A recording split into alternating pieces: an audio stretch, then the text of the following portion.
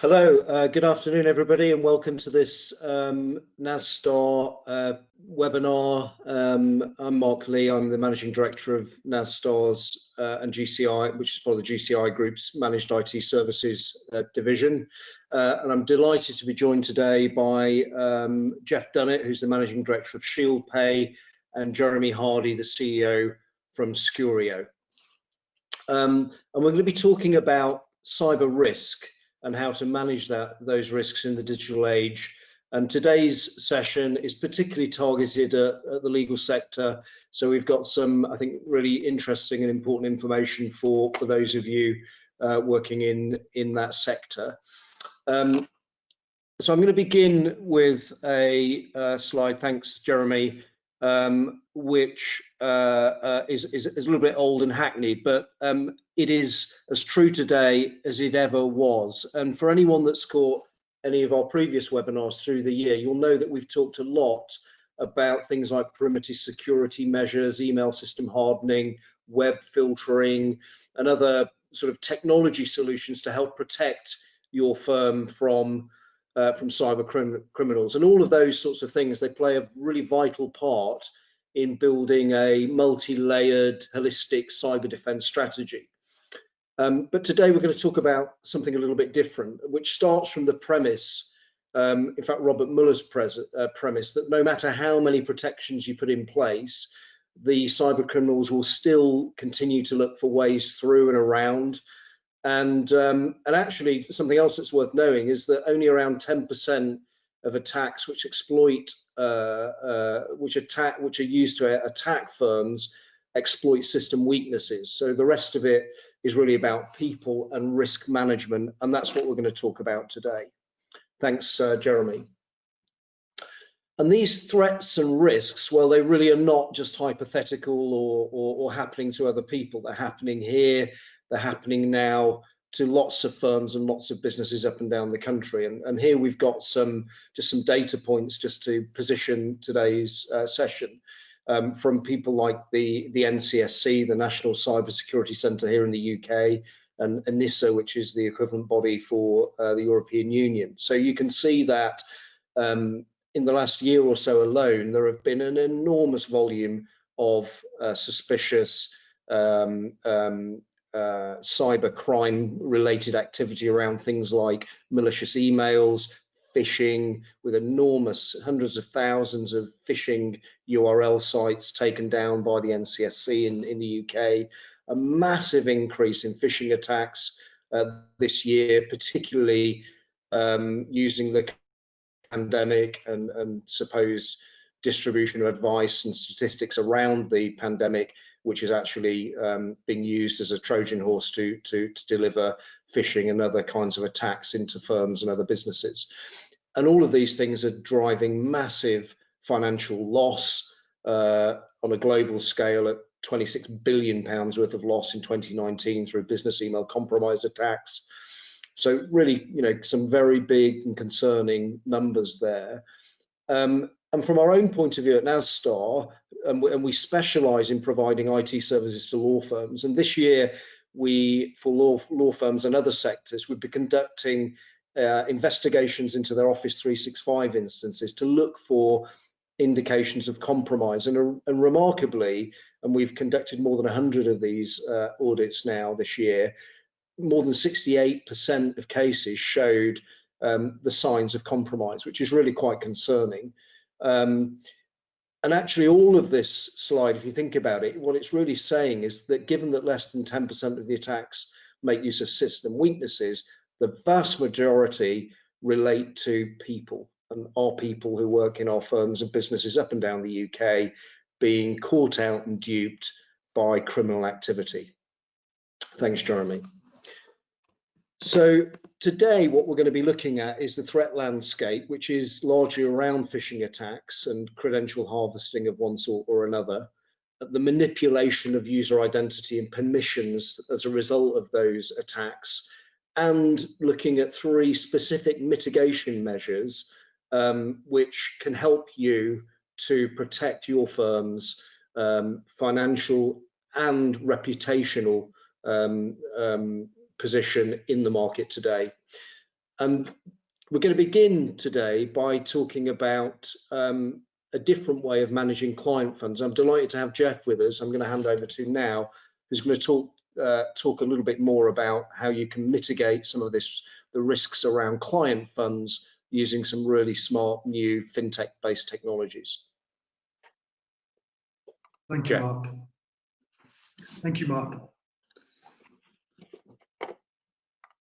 So Shieldpay.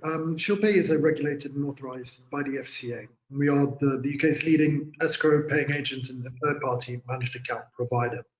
And I'll go into a bit more detail as to exactly what all of those acronyms and things mean, because they are sort of all very new. And the solution that we created at Shieldpay is very much in response to the changes to the SRA's account rules, which allow for law firms to look at alternatives to holding client money.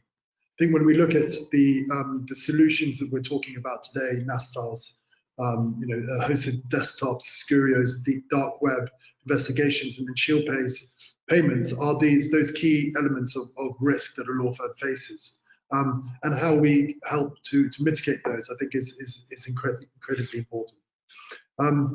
We now act for over 70 law firms and lenders since 2018, and have received a number of accolades along the way.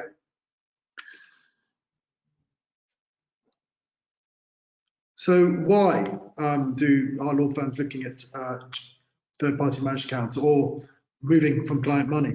Oh, sorry, I've gone through that too quickly. So there's an increased threat from cyber criminals. The regulation, as you can see on the right-hand side, a number of different numbers that sort of stand out. 104 reports of misuse of client money a month or so to the SRA. 80% or so of law firms have received at least one phishing attack on them in the last 12 months, and over £11 million have been stolen in one way or another from client money's accounts, either by external or internal fraud.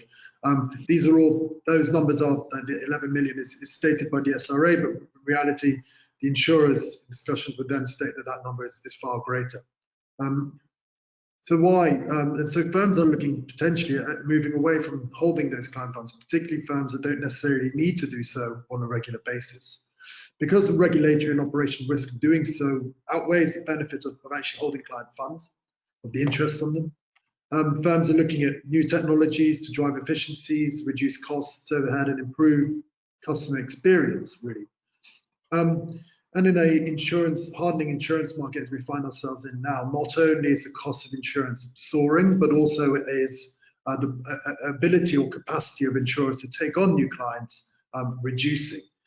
And so solutions, broadly that we're talking about today help at least to provide those risk mitigation factors to insurers to help in that PII process.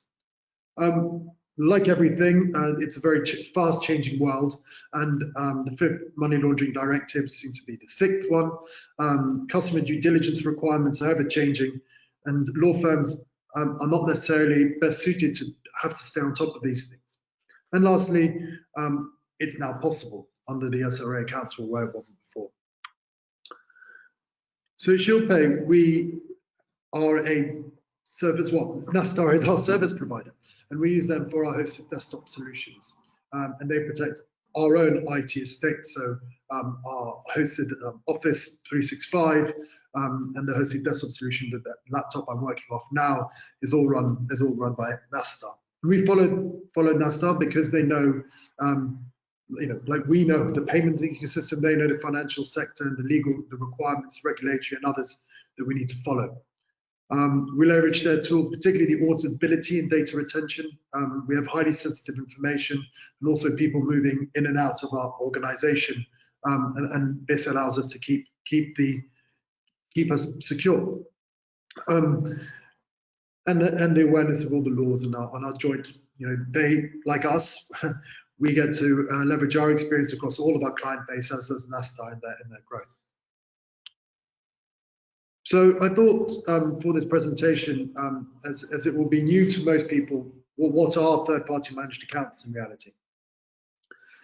Well, there are two different types. There's the outsourced client account function, which is what we'd expect more traditional client TPMA to be, and then transaction specific, which could be like an escrow provider or a paying agent role for a fundraising event or paying out shareholders or in litigation settlement. And those are slightly different contractual arrangements. Where the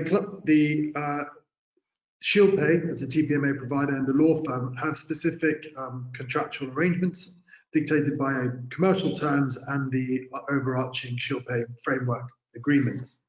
The law firm and the client have an agreement themselves under the engagement terms. And then there's an annex to that, which sets out exactly how the client funds are now to be held and held by the TPMA, which are generally just sets out who's going to be holding it, how to raise disputes, who pays for it, and what rights the client has in relation to this. And then finally, the TPMA provider actually has a direct relationship with the client too. The types of law firms that use us for those services is wide ranging, and so we do property transactions, traditional conveyancing. Apologies for tapping through again too quickly. Fundraising, mergers and acquisitions, loan distribution. So we act for some lenders in distribution of developer loans, claims management, probate matters, family law, and project accounts in the construction industry. What does a transaction-specific arrangement look like? Well, in those cases, all parties to the transaction agree to the one document that dictates how everything runs, and we have a sort of automated process to go through that contractual arrangement. And there, it's sort of what you'd expect from more standard escrow or paying agent providers.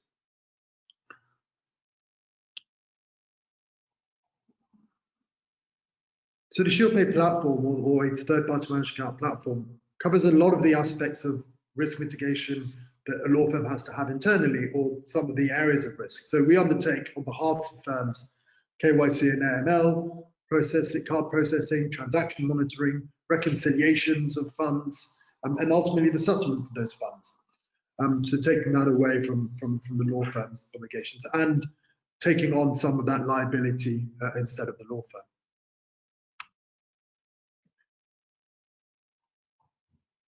Some of the benefits that firms are seeing or that exist out of the solutions like TPMAs are mitigators of risk from Rule 3 breaches. So under the SRA, those are SRA account rules. Those are acting as a bank, where in certain instances there's a grey area if there's no legal nexus as to why you may or may not be acting in the transaction. Secondly is improved customer service and transparency. The Shieldpay solution allows effectively clients to have, should clients wish, have access to the project or the account related to their matter. So at all times getting notifications when funds land with Shieldpay, when funds are moved, when different things happen. So keeping your client involved in that process. That's also removing the need for that client to call you and ask you, have the funds arrived yet? Law firms that use the TPMA have no statutory compensation fund contribution requirements. There's no ongoing compliance requirements for the SRA accounts rules, as money held by a TPMA is not client money. Again, that removes both the internal management time and the external account costs of yearly audits. Very keen to this discussion as well is around phishing scams. So think of a third-party managed account as obliging you to follow the rules and the policies that you have in place, slightly immovably at times, but ensuring that all the processes are maintained. And so at the same time, removing the risk of a phishing scam sending money the wrong way, because you would then need to go through a whole raft of processes in order to change any details that would allow you to actually cause the damage. So removal of unbillable tasks, which is we discussed, but also allowing your staff to focus more generally on things that add value to the business, not having to deal with residual balances being one. And as already sort of discussed, good risk management in the eyes of PII insurers.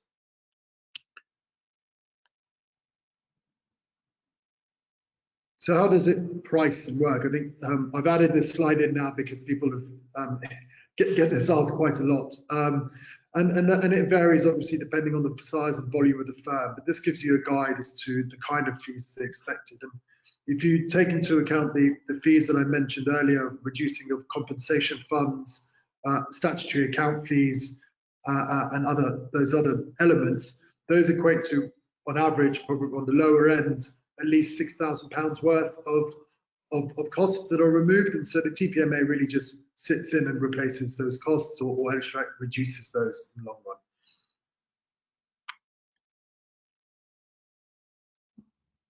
So who uses this so far? So I stated 70 odd firms, and it varies massively compared from the larger firms. So you can see McFarland's, Shoesmith, BD Pittman's, Aldershot Goddard using us more generally for single transactions or specific transactions, to the likes of Oak North Bank, who use us on an Avamore Capital as lenders that use us as a TPMA for loan distribution and interest collection, and as well as other law firms. There are various different sizes who use us for the TPMA service. So it's still a growing industry. There's by no means mass adoption yet of these services, but we are seeing a steady growth of those. It has been only a year since the account rules changed, and we know it's a learning progress the whole way through. But what I'm very proud to be able to say is we are yet to have any instance of fraud or any instance of misdirection of funds across that whole process, and have now just over the last 12 months, as of this week, processed over £200 million worth of payments for these types of clients. That is ultimately, I look forward to taking any questions anyone may have, but I'll now hand over to Jeremy. Me, actually. Oh, to you, Mark, sorry. Yeah, but that's great, thanks. Okay, so thanks, Jeff. So there's one way of mitigating risk, specifically around client funds and the treatment and transfers of those. But within all of your firms, you are exposed to risk regardless. You use that service. You're doing lots of other things, and your people are connected to the outside world. And as I was saying at the beginning, very often the risks relate that you're exposed to, and the ones that are most successful in many cases begin with something that might look like this. So an email that lands with one of your people, it looks very credible, it looks very real, but clicking on that review documents, as you might guess, will take you not to DocuSign as you think, but to something which is a mock-up of DocuSign. User innocently surrenders their credentials, and hey presto, the keys to the kingdom have been handed over, and things can start to go horribly wrong quite quickly. Thanks, Jeremy. The next slide. So one of the things that we're doing and helping lots of firms with to mitigate that risk and to catch it quickly is to conduct a very detailed review of Office 365 mail logs. Now, you can do this yourself. If you've got the time and the resource and the inclination, you really ought to be checking these logs. And it's looking for fairly simple indicators that something's going wrong. And that might be something like, a partner's logged in London at 1 o'clock and suddenly by 2 o'clock they're in Beijing or somewhere else. Clearly it can't happen, and therefore it's a very simple indication that there is a high degree of likelihood that something's going wrong. So we recommend conducting these log reviews very frequently, at least once a month. It's a simple, practical step that you can take, or we can take for you, to help you to identify compromise early and quickly and start the process of doing something about it. Thanks, Jeremy. The next area we're going to talk about, and I'm going to hand over to Jeremy in a moment to take you through this in quite a lot more detail, is something called dark web monitoring. So things like checking your Office 365 health logs and some of the other things I touched on at the beginning, like perimeter security and intrusion prevention and detection. They're all about really things relating directly to your firm's IT systems and the protections that you have around it. But actually, that's not really answering the whole problem, because out there, and if we go back to Robert Muller's comments, the reality is your data is already out there, because everybody's is already out there, often being traded amongst criminals. And it's that access to that data which this great new service, dark web monitoring, can identify before criminals can use it against you. Because what it's doing is going out using automated technology, looking for your data in the dark web and elsewhere. It's plugged into Nasstar's management platforms, so we're picking up in real-time alerts as soon as your data becomes known and is identified, and then we can quickly begin the process of remediation and shoring up things for you. I'm going to hand over to Jeremy, who's going to tell you a lot more about it. Thanks, Mark. Afternoon, everybody. I'm Jeremy Hendy from Skurio. So we're a dark web tech, monitoring and data breach detection company and technology partner to Nasstar. So as Mark was describing, our platform is used by them and can be used on your behalf as a managed service to look after your data. And I think, you know, the two big risks to law firms specifically are, you know, losing client money, which Jeff's kind of talked about, that idea of using TPMA. And the other big one is losing your data. So, you know, nobody wants to be the next Panama Papers. So, you know, why is this getting more relevant now? Well, you know, all businesses, including law firms, are going through some quite fundamental digital transformation, much more real time, communicating with your customers, always on, which is, you know, generally great, generally improves efficiency, but it means a lot of data is flowing around a lot of different systems and they're not all under your control. The increasing adoption of cloud, and, you know, although a lot of people don't necessarily think they use cloud, they're often using Office 365. They may be using file sharing with things like Dropbox, HR systems, CRM systems. A lot of this stuff is now cloud-based, which is great. We don't have to keep patching it or maintaining it or looking after it, but it means it's already outside the perimeter. And, you know, a growing issue for a lot of firms is shadow IT. So that is the systems that your staff are using and you don't know about. You know, they may be free, they may be cheap. The member of staff may have just signed up to them on a credit card, and no one's really reviewed the security. They're not really sure where it's hosted, and often that will be things like, you know, HR platforms or sales and marketing teams that are taking data that's part of your organization, and they're just finding some really good system that can process it and deal with it and help them do their job. Because back to what Mark was saying, you know, 90% of breaches happen through human error, and it's people doing the wrong thing for the right reason. They're just trying to do their job. And that, you know, the issue with shadow IT is if somebody else loses your data and you don't even know about it, how are you going to detect that breach? So the days of just only defending the perimeter as a strategy, I think, are gone, and have got, you know, worse over the last year with COVID.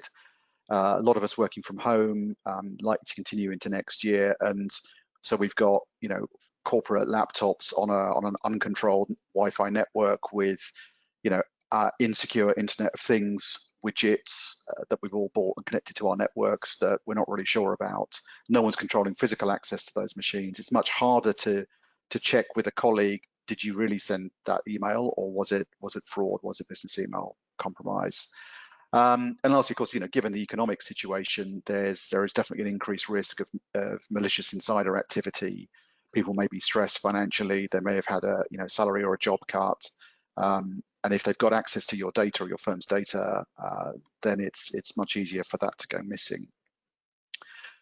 So, you know, traditional cybersecurity approaches focus on defending the network where you can control it, which is inside your perimeter, inside your firewalls, on your machines and your endpoints, which is great. And what we're doing at Skurio is something called digital risk protection. So this is the idea of adding a data-centric layer, which will help protect your data wherever it lives. And so that's doing two main things: giving you advanced warning of threats to your infrastructure or your organization, such as, is a hacker targeting you or your organization because they want to get hold of your data or your money.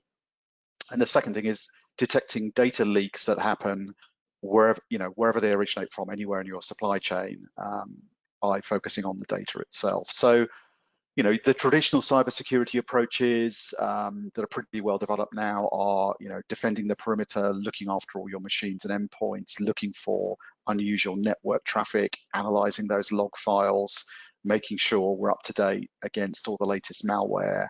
And that's what the IT security teams have been doing for a while now and are pretty good at it. With DRP, what we're doing is extending that protection outside the perimeter too, by monitoring the surface, deep and dark web, looking for your data popping up somewhere it shouldn't. And you know, one thing that's different about the way this works is it's very tailored. It's looking for things that are specific to your organization. Are there emails that are being leaked from your firm? Are there login credentials of your staff floating around? Are people talking about your company on a hacker forum? And it elevates the problem beyond the poor, overworked IT security teams onto the risk and compliance teams, the chief information security officers, whose job is to look after the information, not the networks it's stored on.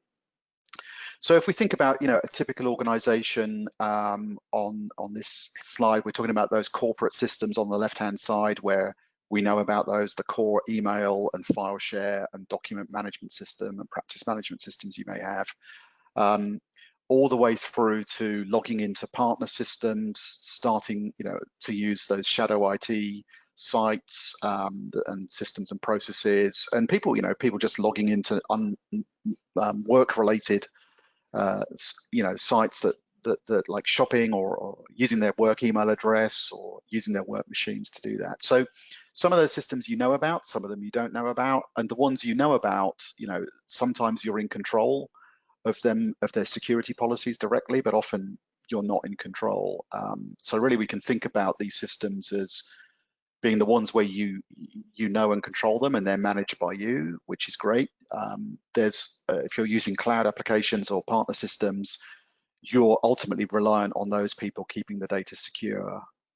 You can audit them, you can check they've got the right certifications, but at the end of the day, it's somebody else's job to keep that data safe. And of course, there's a lot of data floating around that is probably unknown and unmanaged from a security perspective. And the risks that can originate from that side of the network can significantly increase the probability of something like an account takeover or a data breach on your core platforms, the ones that you know about and manage.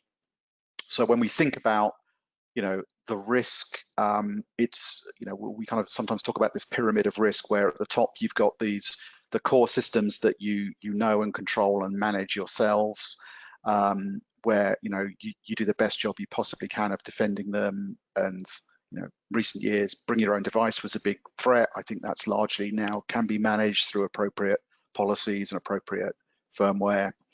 But as you get further down that pyramid and further out from the core, you know, a typical enterprise has got probably hundreds or even thousands of systems and sites that are used. We've even seen this kind of idea of bring your own app emerging, where somebody joins your company and they said, oh, I used this really cool thing in my last place to, you know, send email invitations to customers to our annual customer day, and or do an employee survey. And they just sign up and start using it because it's free, and you know, all of a sudden that's then part of your system. You've got customer data flowing through it. But beyond this own, you know, your own hundreds or thousands of systems and sites, every single one of those partners you deal with has the same pyramid. So you end up with something that looks more like this. It's a stack of pyramids, it's a house of cards, and it's quite likely someone else will lose your data before you do. So that's where digital risk protection comes in. What are we doing? We're running real-time detection, continuous monitoring, automatically alerting yourself or your service partner team when something comes in, and then helping those users take action to identify the cause of the issue, analyze and address it, and stop the problem getting any worse. And because this system's running outside the firewall, it's just monitoring data from surface, deep and dark web, it can protect you against any kind of attack. So whether it's a hacker, a malicious insider, or just simple human error that's caused a leak, doesn't matter. The data can be stored or processed inside your own network, supply chain, or on the outside. Again, doesn't really matter.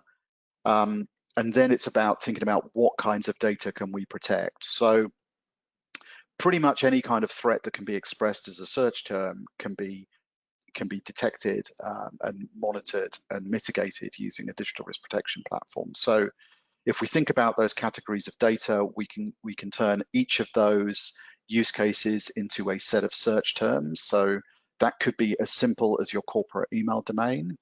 It could be as complicated as a dynamic fingerprint of all of your clients. So we can encrypt your client data and use that as a search term without disclosing any PII. It could be mentions of your company name or your servers on a dark web forum or marketplace, which indicates you're going to be attacked. So we come up with a set of search terms with our partners like Nasstar. We'll put them into the digital risk protection platform on your behalf. That DRP platform will then continuously monitor the surface, deep and dark web, looking for any mentions of those search terms, and then generate alerts and automatically, in the case of Nasstar, feed a ticket through into the ServiceNow platform where the team can deal with it, action it, and hopefully, get it resolved before you all wake up in the morning. Because a lot of this stuff tends to happen evenings, weekends. That's where you want automation and 24/7 service partners to be looking at for it for you. So we're going to take a little bit of a look into some examples, some real world examples of some of these use cases. So starting off with login credentials, of course, the usernames and passwords we use to log into all those systems at home and at work. And so what we're seeing here, all of the data in this presentation, by the way, has all been anonymized. None of it's real. We've made it all up, but these are all real stories, real examples. We've just changed the names and the passwords. So this is a typical example of what you might see on a dump site, a bin site. And there are, we see tens of thousands, if not hundreds of thousands of these every day. So this is a dump of plain text email addresses and unencrypted passwords. For lots of, you can see it's UK customers in there. There's even a law firm in there. This Harding Law doesn't exist. We made it up, but it was actually a law firm.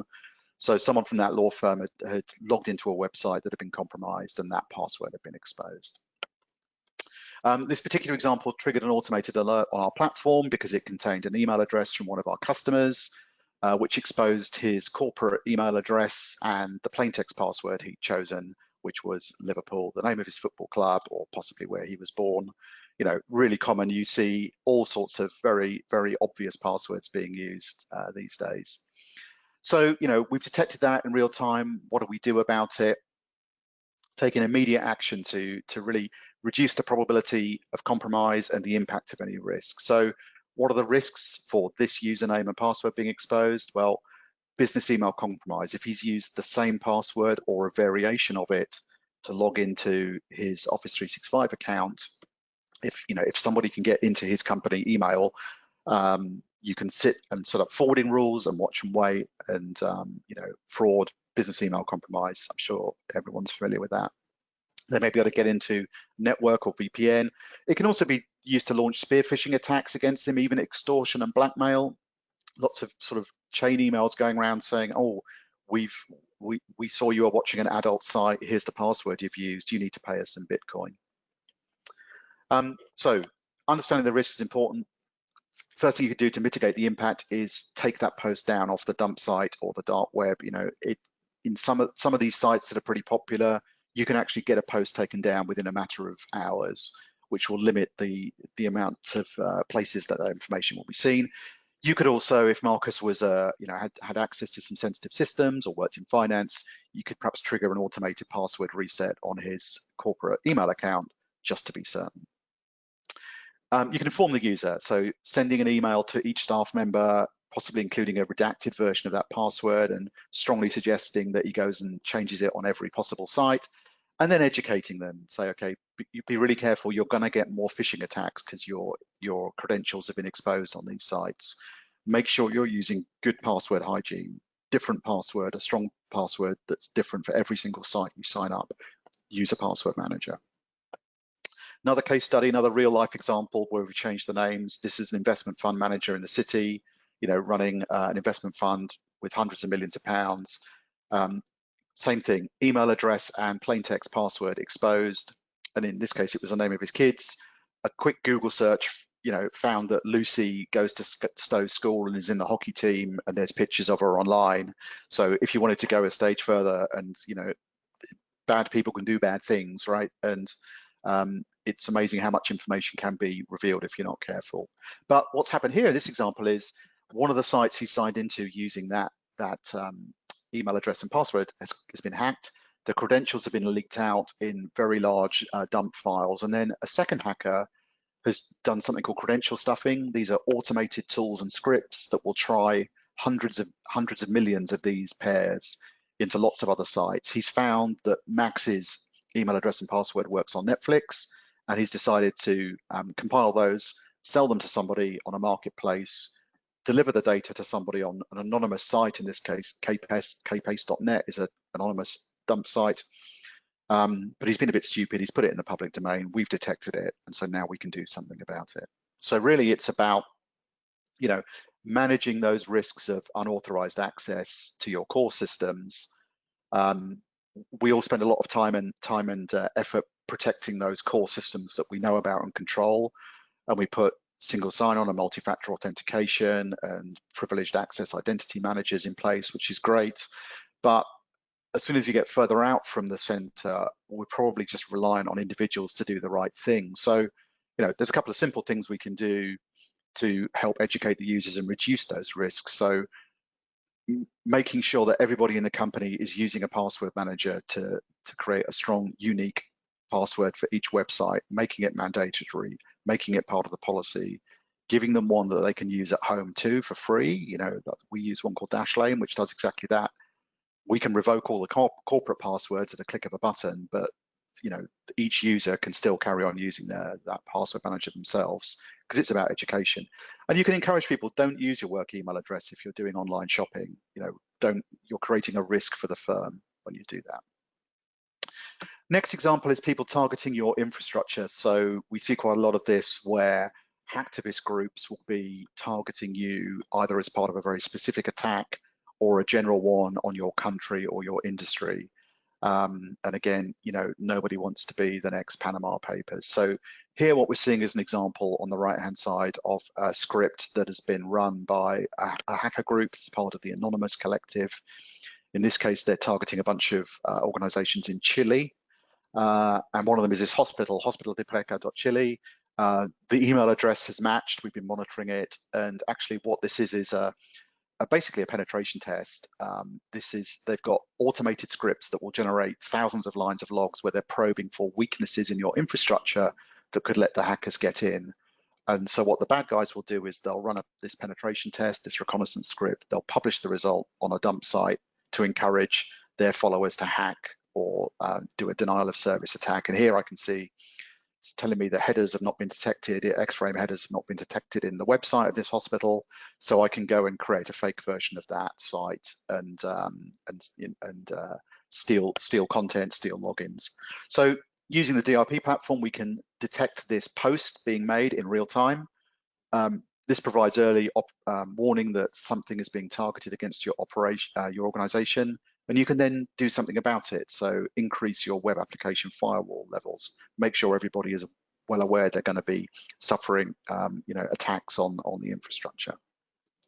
Another real common one we see is this thing called typo squatting, where people will go and register a domain name that's very similar to yours, and they'll use that for phishing attacks or to try and capture fake login information by setting up a cloned version of your own website. And it's really hard to spot because you can now register domains using international characters. It's not even just having, you know, umlauts or, you know, Turkish characters in there. You can use these kind of internationalized characters where it looks like you, but in fact it isn't. You've almost got no chance of spotting that in a mobile browser. So again, that's something else you can monitor to say, has somebody registered a new domain that is very close to mine, and is that a malicious attempt? Because, you know, one of the things that someone can do with that is set up a fake website, a copy of your website, where if there's a login, they can then capture any login credentials. If they can divert one of your customers to the fake site, they can even redirect that login attempt to your real site, so the customer thinks everything is fine. The hacker can now log into your site and do whatever mischief he wants to do, but can also target some other sites using that same data. Something else we can do with, customer data is obviously very sensitive, particularly for law firms. Part of the problem is we pass customer data through lots of different systems, and many of those can leak. Any of those hundreds of different systems you're using can fall victim to an attack. So when we're looking at customer data, so let's look at that example before where we saw Marcus's email address in. Where did this data set come from? How did it leak out? And how would you know if all of these people were customers of your law firm? So it's a really difficult problem to solve, because when we looked at this particular post, there were 2,136 email addresses in it, including Marcus's. Now, what we could spot actually was, even on this just subset of the post, we saw 2 people using the same password, MaxPod Coffee, which is a very strange choice. Obviously, it wasn't really MaxPod Coffee, we changed the name, but it was the name of a coffee company. So we analyzed the passwords in that post and could see out of the 2,136 email addresses and passwords, 200 of them were relating to coffee and 170 of them were just the name of that company. So it was pretty easy to conclude that it was related to MaxPod Coffee. When we searched, the only UK importer for MaxPod Coffee is a particular company. So it was very easy to identify that the data probably leaked from their organization. It had some of their employees in it as well. And they'd used a very simple e-commerce site where they'd used a very standard website framework to build that. And we could also see in the data there were duplicates, there were typos, which means the data was being skimmed off at the point of entry. So this is exactly the same kind of hacking attack that BA, British Airways, were subject to a couple of years ago. And the way it works is very simple. Most modern websites are built using JavaScript. What the website is doing is it's got a form I can fill in. This could be a login form, or it could be credit card details. And I press a button, and what happens is a bit of JavaScript in the website encrypts that data and sends it to British Airways or the coffee company. What the bad guys do is they will find a way to corrupt some part of your website, often using a third-party library that you're including. And they'll add a second listener on there that is waiting for you to press the button on the website. And what happens then is each end user, as they press that button, their data is sent to British Airways, but it's also sent directly from their browser through their internet connection to the hacker's server, which in the case of BA, they went and registered baways.com. So if British Airways were happen to be looking through this library, they might see it in a code review and assume it was one of their own sites. So a couple of different techniques used here. But the key thing is that traffic, that leak, isn't happening through the British Airways network. They wouldn't observe any unusual behavior because every single user's browser is sending the data directly to the hacker. And so part of the challenge with this, if you've got thousands of customers in your law firm, is how do you find out if all of these people are also your customers? What you're wanting to do is run a secure fingerprint of your entire customer record database and then generate an alert if lots of these people are also part of your customer data set, or if all of them are, and generate an alert. And that's something we can do through a secure fingerprinting technique. So ways you can mitigate that loss: monitor for those domain names being registered. We haven't talked about it today, but there's also things called breach markers you can put into your client data records that are synthetic identities that can alert you if the data's gone out. You can go a stage further and fingerprint your entire customer data set and monitor it for leaks.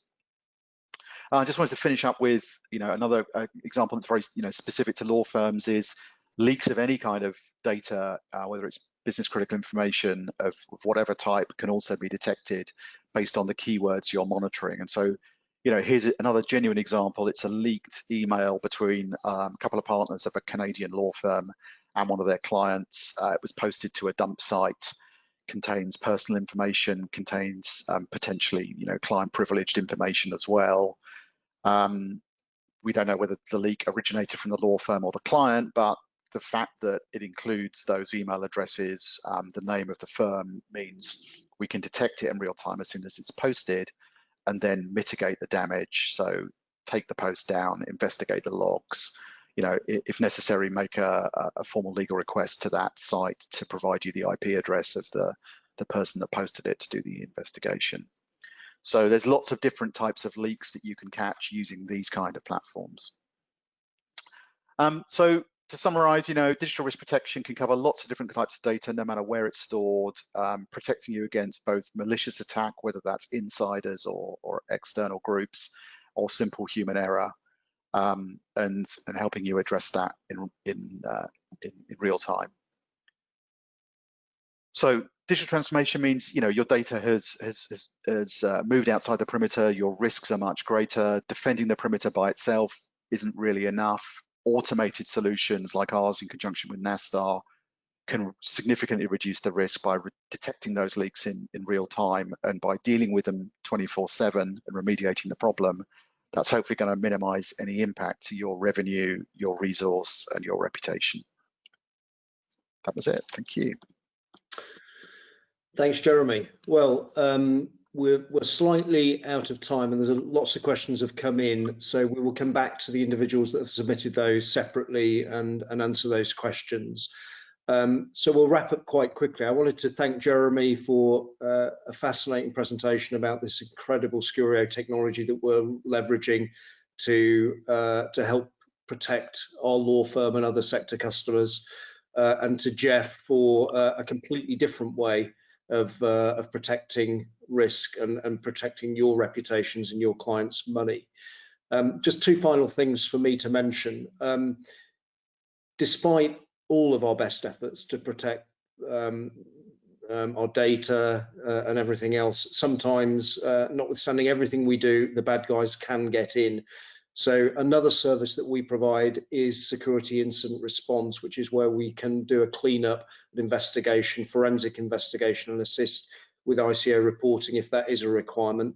And the final point from me was just to say that the Office 365 log check service that I referred to, we're currently offering those complimentary to law firms as part of a special sector promotion that we've got going on. So if anybody's interested in pursuing that, please get in touch. My email address is on the screen there, or you can contact us through our website. You can also get in touch, obviously, with Jeremy or Jeff through their respective websites as well. So thanks very much for everybody attending today. Thanks to Jeremy and Jeff. If you've got any final words, guys, before we close out. No, thanks, Mark. Again, I'd encourage everybody to take advantage of that free check on their Office 365, because, as you say, 70% is kind of staggering number, really, that's got evidence of compromise. So, and as part of that, we would also we're doing a dark web footprint check, I believe, Mark, as part of that exercise as well. Absolutely. So, Absolutely. So if you want to find out, how much of your own organisation has got credentials out there on, I mean, we did a survey a couple of years ago. The top 500 law firms, I think there was only one that didn't have any credentials out there exposed. So it's, ourselves included, right? So everybody's, there's a lot of data swirling around out there that people don't know about. So, yeah, absolutely right. Thanks, everybody. Have a great rest of 2020, if we can say that, and hopefully 2021 is going to be a much better year for us all. But we really appreciate you joining us today. Thanks, Jeremy and Jeff, again, and we'll see you on the next one soon. Thanks. Thank you. Thank you very much. Bye.